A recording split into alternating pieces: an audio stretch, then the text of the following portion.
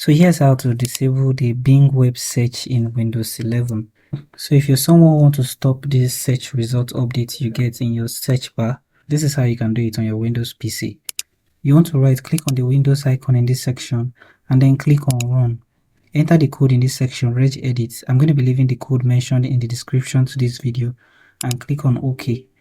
Click on Yes to give access to make changes to your device.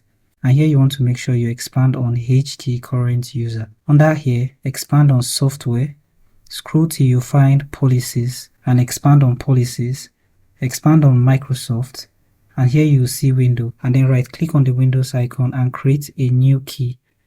Title your key Explorer and then enter on your keyboard.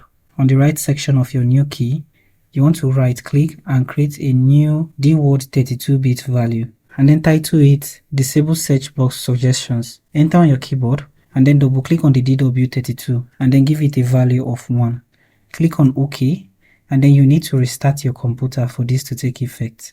So I'm going to restart this PC. After restarting your device, you should no longer see those Bing or web search results again. So thank you for watching this video and I hope you found this video helpful. If you do find this video helpful, feel free to leave a like, subscribe and have the post notification turned on.